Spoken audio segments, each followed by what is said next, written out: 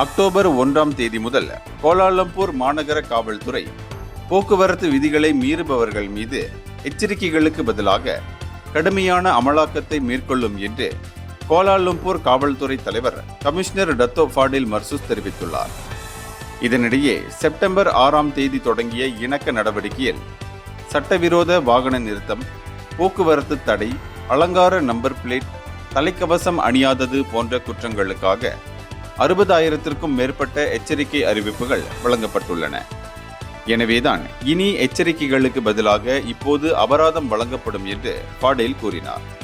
அமலாக்கம் தற்போது Jalan லொக்யூ, Jalan சுல்தான் Ismail, Jalan புக்கெட் பின்தாங், Jalan Tun Razak உட்பட முக்கிய பரபரப்பான சாலைகளை குறிவைத்து நகர பயணிகளுக்கு சாலை பாதுகாப்பை மேம்படுத்துதல், நெரிசலை குறைப்பதையும் நோக்கமாக கொண்டுள்ளது.